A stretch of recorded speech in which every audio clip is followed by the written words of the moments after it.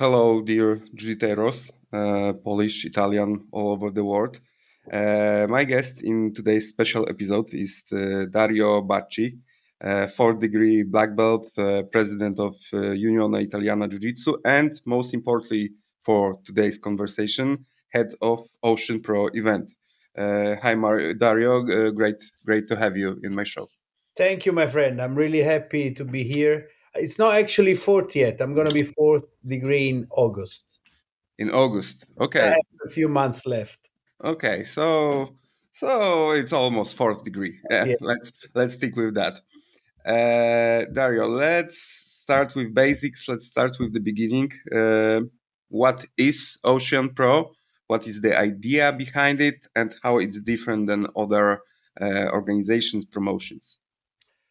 Okay, so I run the Unione Italiana, which is an organization that was born along with the IBJJF, collaborating with IBJJF in 2012. And we have always been taking care of developing and placing a regulation on the BJJ world ever since. And so we always been doing the very typical and traditional BJJ competition as we know it, like IBJJF. So we follow the steps all along the way. And at some point, we thought that the no gi and the grappling scene was developing so much and was taking a different route.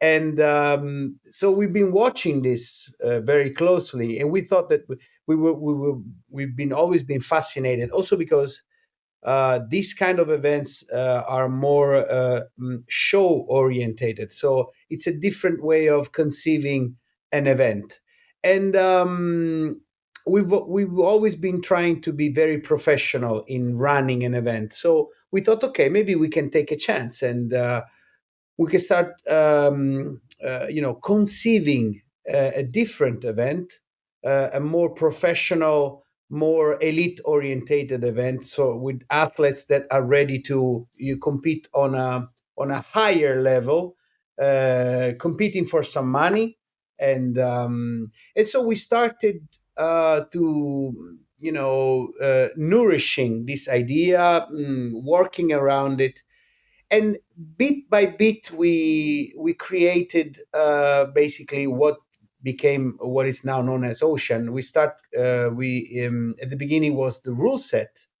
I myself am an IBJJF ref, and so we've been working on the rule set very closely, and we've been concentrating on it for what maybe over a year, and we came up with a very nice idea, which we can talk about it later if you want. Sure. Then we thought about how to structure the event, and we found out that the best way was to divide it into two phases: the trials and the finals. And eventually, we so this was a good idea to combine uh, every athlete that want to compete with some special guests that we choose. And then we also created the idea of the complete randomization of the brackets, and we wanted to make it part of the show. So we never wanted to create the bracket in the office, but we want to do it live in front of everyone, and leaving this to the very chance that the destiny can give you. So like creating the bracket for us is it's a very important aspect of the competition. So we put all of this aspect together, and eventually this very nice show came up. Ocean One was done, and it was really really cool. Even right before the end of Ocean One, we already had a deal with Flow Grappling, as you know.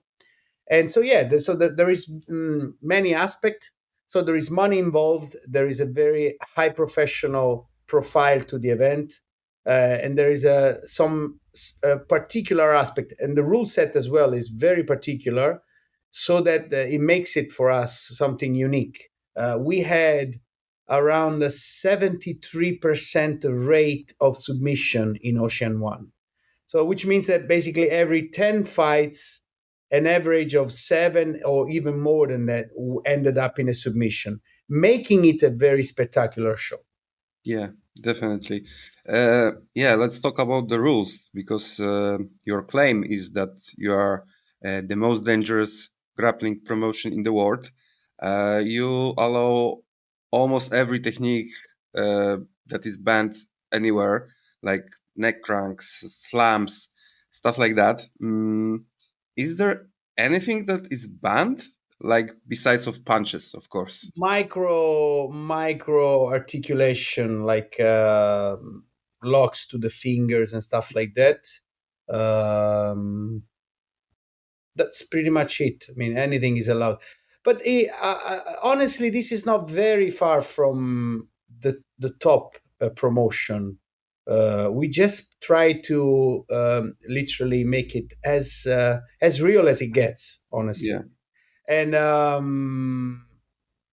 the rule, the set of rules, because what is a problem? You want to make an only submission fight, okay? But the issue is, okay, what if the guys don't end up in a submission? What are you going to do? And this is the main issue, the theme of the competition. So somehow you have to count things. So we wanted to count in a way that doesn't give any chance to the athlete to take advantage of the rule set, which means that the rule set has to respect this concept of trying to follow the submission as much as possible. So what we did was just inverting the priorities. In a traditional BJJ competition, you value the points first and then the advantages, as you know. Advantages is something that is given to you when you don't reach the point scoring position or maneuver. In our case, we just picked up one particular advantage, which is the submission attempt, which gives you an advantage, and we placed it on top of the priorities. So your priority number one is to score a submission attempt, which basically, I fight with you. What I want to do is try to submit you, or if it goes wrong, at least I get an advantage of the submission. This will give me a one attempt of submission. Now, this set of points are over the traditional points of passing, throwing, sweeping, knee on stomach, taking the back, taking the mount. All of the traditional maneuvers are basically like advantages. So it's the other way around. So if I fight with you and I take you down, I pass your guard, I mount you, you turn, I take you back, I scored 4 points. One takedown, one guard pass, Yes. one mount, one back. So if I will try after that, go. I will try to submit you, and Exactly. will get a 1 point for submission attempt. Exactly. Is it like you win 1 for 4, or it's like no? It's one. There is basically a big number which represents the submission attempts, and below it you have the points. So if you score one submission attempt, you don't even look at the points. You're won already. Okay. If we draw on submission attempt, then we go to priority number 2, which is points. Sure. This means that I know that if I score so many points against you, I take the back, I dominate you, I mount you twice, I pass your guard, I take you down, but then you only try a footlock and I walk out of it, and you do get a submission attempt, then you win. So basically, the athlete is forced to try to get submission attempts rather than points. This is why probably we have such a high rate of submission, which makes it a lot more spectacular.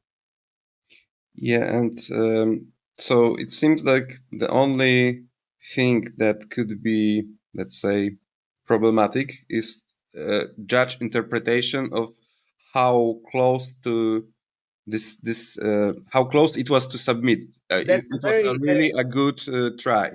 That's right? a very good question, and there's only 3 referees in Ocean at the moment, And the three referees that we've chosen, I could not be a ref myself because I actually run the competition, but the three ref are all international IBJJF ref, Yeah. and we've used the same ratio, the same principles or guidelines that I use in IBJJF, which is how close to real, how real risk is the submission. To give you a very quick explanation, there is three stages of the submission. Say, for example, I get your foot, but I haven't locked the position yet. Yeah. So it's called searching for. So I'm entering the position, but I'm not there yet. Step 2, I actually reach the position and I'm on hold, and it's called on hold. Step 3 is when you apply the pressure for the submission. You only get the advantage if you are a stage 3. So, for example, I get you in an armbar, but your arm is still bent. I'm on hold because I'm in the position, but I'm not applying the actual pressure. If I get to the point that I am able to apply the pressure and bring your articulation to nearly a full extent, that's where I get the advantage. Okay, it's clear. And getting back to those unusual, let's say, submissions that are allowed, during past events, did you notice that those are taking places and being used, or maybe not necessarily, like those neck cranks and stuff like which you normally wouldn't have on regular basis? No, there's. I think the leg locks attack are sort of conquering the scene pretty much. Heel hooks are what seem to be a very, very effective attack where people manage to find very intricate and incredible patterns. So there's athletes who manage to surprise everyone in 5 seconds. And besides, we have a bonus for the best submission, and one of the best submission was again an heel hook, with a very, very nice entry. So I would say that this is what has been leading the scene pretty much. Arm locks, some chokes. The rest is something that we used to see, but I think heel hooks are what seems to be the most dangerous attack. Okay, interesting. If someone on those editions will capitalize on those techniques that normally are banned and surprise someone with a neck crank or something like that, that would be fun to see. Maybe not fun for the Absolutely, opponent. yeah. We even we pushed a lot the interdisciplinarity of the event. We tried to invite people we actually did manage to invite an Olympionic judo champion who participated. So we called sambo guys, wrestling guys. Not all of them wanted to participate, but for us, it wasn't like to prove who's the best. It's just to have a variety of techniques and see if something is actually, leading the way. Okay, sure. So soon we are starting 2025 season. The idea is that you will have several trial events in Italy and the other European countries, and then a grande finale, let's say, in Italy for winners. As far as I know, there are 4 trials announced right now, like Warsaw, Venice, Pistoia, and Barcelona, right? You're right, yeah. Yeah, and so how many trials there will be overall? And could you spill some tea where? We're very close to finalizing London and Paris, maybe. Okay. Whether one of these two will not happen, we will add an Italian trial. So what's likely going to happen? Hopefully, we close for London, and maybe I don't know. I hope to make it as international as possible. So yeah, if we manage to close London and Paris, we will probably not do another one in Italy. But if we don't, we will add for sure one in Italy, which might be Milano. I don't know. We always look for nice locations. Yeah, sure. Okay, and why Warsaw? Did Paweł Jaworski result on the past events has something to do with it? Pavel was just the final drop to make it happen, because we knew that there was a very strong crowd of athletes coming from Poland that could prove how big is jiu-jitsu and grappling in your country. So honestly, we thought about it even before Pavel, but then when Pavel came, he was I think, oh, said this is a sign, so let's go over there. And honestly, I have to tell you that we have been, how to say, I mean, people told us, no, don't go to Poland, don't do it in Poland because they will not help you. You will have a lot of trouble. But, I decided not to listen to any of this. And I thought, oh, well, why we should? I mean, I met some people that seem to be very nice to me, and why not taking a chance? So we're very happy, even though it's a big struggle for us to get and to bring everything there and organize it abroad. But we wanted to take the chance. I'm really happy we did. I'm sure it will be a very nice event, and hopefully it's just the first one. Okay, sure. There are also cash prizes, and they are getting higher if more athletes will compete, right? And it's 10,000 euro if there will be more than 150 competitors during all of Overall, yeah, trials, right? yeah. Okay, so because it's rather high, and the number it seems achievable, right? We based the numbers on the previous edition, so we didn't ask for more. We said, okay, the first edition we paid 10,000 for such. I think we had 160 people overall, male division. So we said, okay, let's repeat that. If we pass 150, we pay the same price. Same for women. So it's we double it because we didn't have a women a cash price that we now put equally to men, and so equally we have applied now the same rule with because obviously if you don't have a minimum of participation of attendance, then you cannot. It becomes very hard to pay the same amount. It's already an investment. I want to call it like this. Even with 160 people, you don't make the same money, but you can easily count how much you make. Yeah, I was looking to ask if 150 people, it's business wise, it's like good No, for you, it but doesn't. It I'm doesn't. 100 people is 8,000 I'm euros. expecting not, right? Yeah, exactly. 150 people is what? 5 per 8, 40 is 12,000 euros. But you have to organize 6 trials. So you Yeah, can imagine. sure, of course.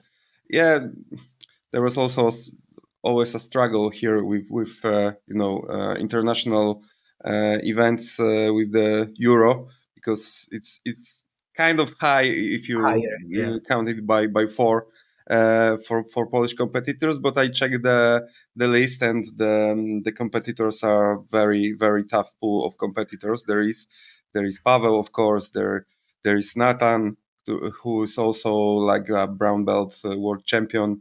Many tough guys. What's the So average? Let me ask you, Matt. What's the average salary in Poland at the moment?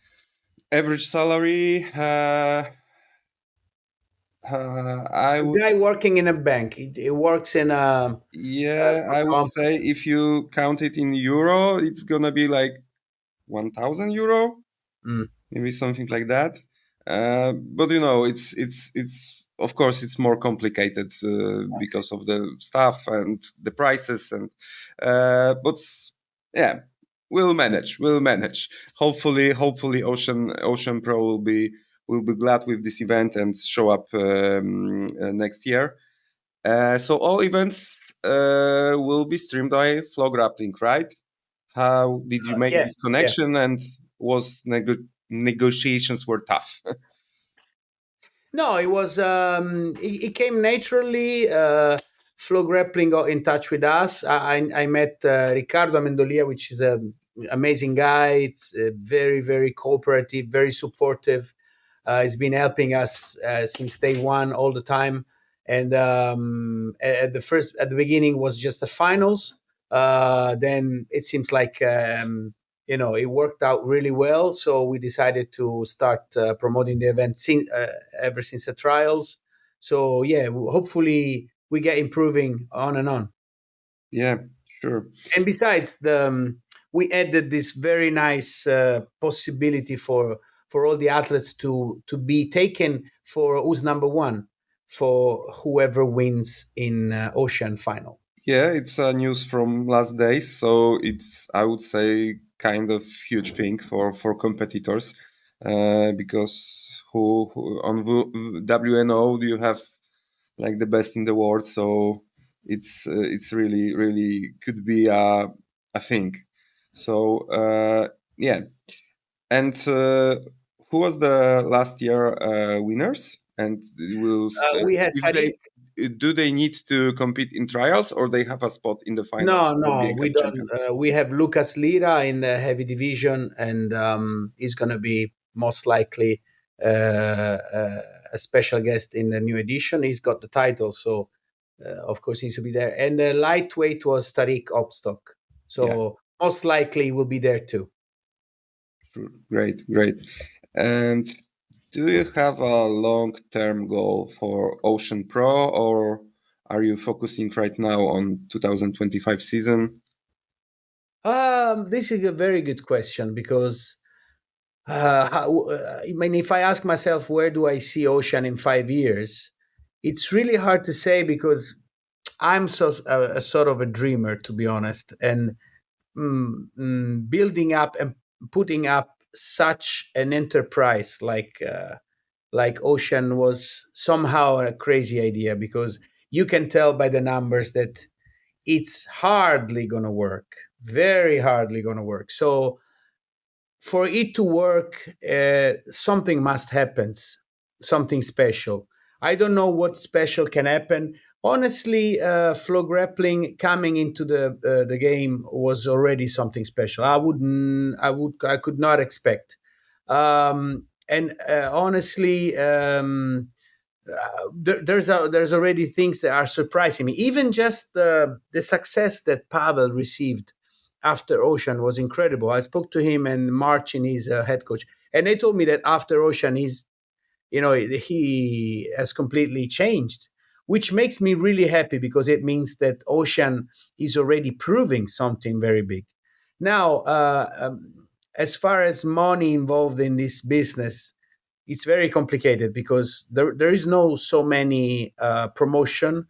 So if I ask myself why there isn't so many promotion, it's literally because it's very, very hard to make it work and to make it profitable. Yeah, So the goal at the moment, the first goal is to make it to reach break even all the time, which is still a target, is not reached yet. To break even and to make it, walk out on his own. yeah, That would be already something big.